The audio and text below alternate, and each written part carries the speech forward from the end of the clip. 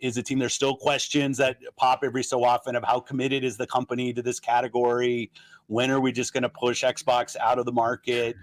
There's a lot of Twitter firing of Phil right now, which is fine. I'm way overpaid for the role I have anyway, which is fine. I'm way overpaid for the role I have anyway. Which is fine. I'm way overpaid for the role I have anyway. What did he say?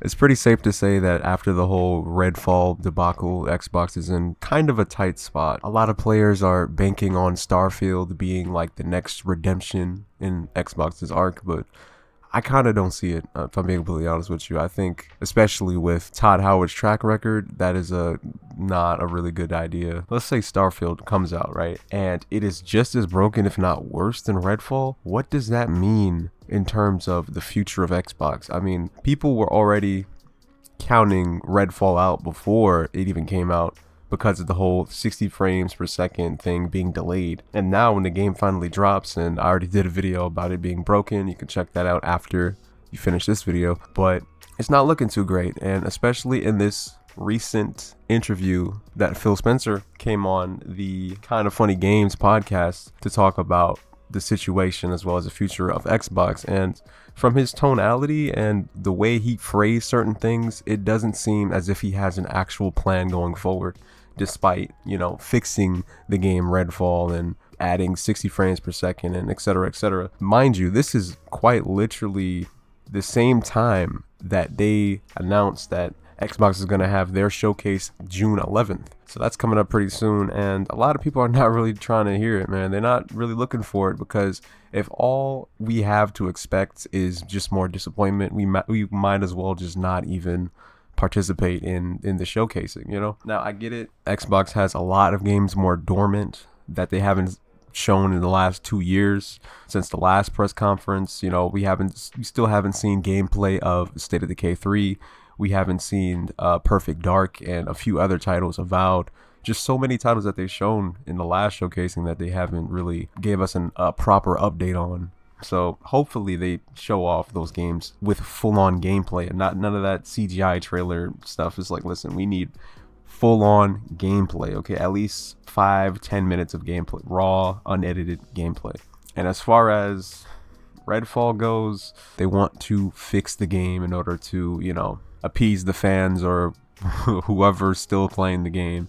But that's not going to change anything. It's not going to change the fact that the game was broken on launch. It's not going to change the fact that it was $70 upon release, despite it being day and date on Game Pass. It's another situation as a whole, because now it reflects badly on Game Pass. It makes Game Pass look like cannon fodder for, you know, mediocre or bland games, which it's not. Game Pass is one of the greatest you know, innovations in gaming history, and you know, people can hate on it as much as they like, but it is the best value in gaming, period. 100%. There's not a single subscription like it. PlayStation Plus, yes, they do have certain benefits and stuff that are good, but it's not the same price. They have multiple tiers.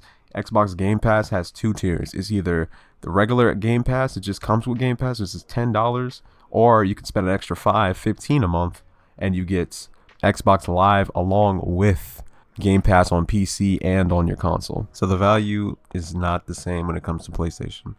Again, they do have certain benefits, like, oh, you get to play certain PS3 games or stream it through the cloud or whatever. That's great, but it's not nearly as innovative as Xbox having day one releases on Game Pass. You don't even need to spend the $70. But again, that's a whole different topic for a different video. We're talking about Xbox and Starfield. That is going to be the head honcho of the entire June 11th showcasing, which is exactly why I'm kind of on the fence about it, because if this game comes out and it doesn't follow through with all the promises, you know, having 1,000 worlds or whatever Todd Howard was capping about, if it doesn't have any of that and the game doesn't work, you're just making Xbox as well as the community look crazy. Because it seems every single time we have a big upcoming game that comes out, Halo Infinite, Redfall, Crackdown 3, and just a whole bunch of games that just fell by the wayside, Scalebound, which got canceled.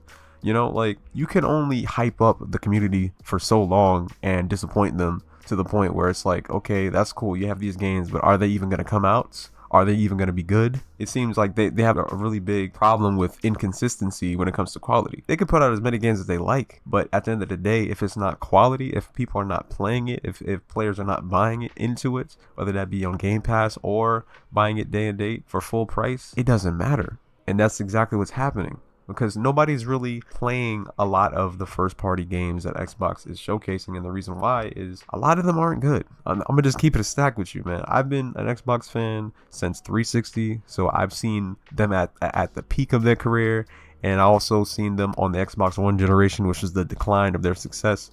So I've seen various, or I should say, different extremes on Xbox. I've seen them at their very top, and I've seen them at the very lowest. Now, the Series X period is looking kind of like iffy. Like, it can go a certain way because the next generation, or the current generation, I have to say, is still very new. Like, we're only 3 years into it, but it's already looking bad, you know?